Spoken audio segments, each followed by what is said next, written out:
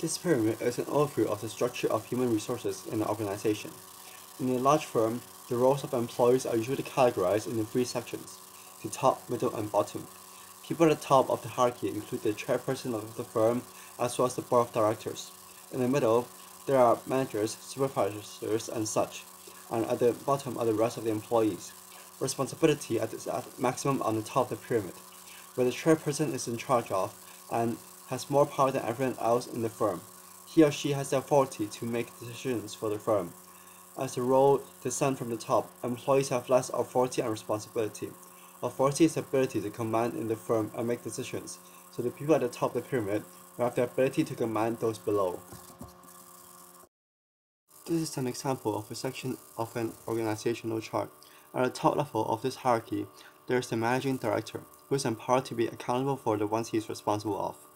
Each director delegates their responsibility to team leaders and supervisors, and each of them has a number of employees below. This chart shows the chain of command in an organization, where the authority of each person is clearly identified. In this example, production department has the longest span of control and the longest chain of command, where the director has to control 9 people. It is the largest department in the organization. On the left is the structure of an organization that has a tall hierarchy. It has 4 levels of hierarchy, therefore usually has a narrow span of control and a long chain of command. On the other hand, a flat structure has less levels of hierarchy, so they have a wide span of control and a shorter chain of command. This improves the speed of a communication flow in an organization. A tall organization could turn to a flat organization through delayering, which is to remove one or more levels in the hierarchy. This often happens when a firm needs to downsize, so costs could be reduced. Disadvantages include creating insecurity among the workforce, increased workload of employees, and long decision making. These two structures outline organizations with different spans of control. The top one is an example of a wide span of control, and the bottom has a narrow span.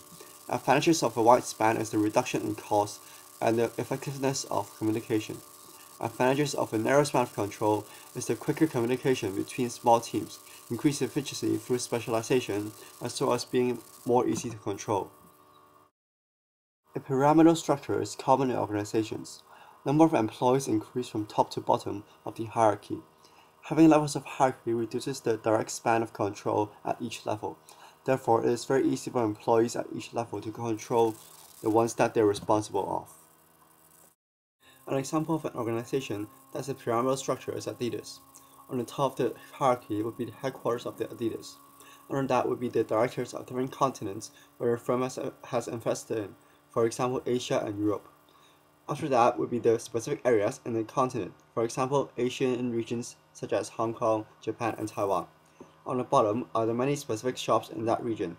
The number of each category increases as the pyramid goes down. A centralized structure is distinctive in its decision-making process. The decisions in this kind of structure are made solely by a small group of people. They are responsible for the decisions that they make. Advantages to this kind of structure include the speed of the decision-making, where there is no need for consulting other people, as well as better control of the actions taken by the organization. Disadvantages of this structure include the increased pressure and stress for the management team, as well as the inflexibility of the organization. An analogy of a centralized structure is the school that we attend. The head of school, along with the board of governors, decide the direction of where our school is heading. The decisions do not have to be consulted with students and parents, and we do not have input of any opinions that contribute to the decisions that are made. A circular structure is often used by project teams, where different departments coordinate together to work on a specific project. An advantage of this kind of structure is that each department contributes to a part of the project, so team spirit is raised. Disadvantages of this structure include the possible disputes between departments and the decision-making progress to take very long. This is similar to a football team, where the whole team, including forwards, midfielders, defenders, and goalkeeper, work collaboratively to win games.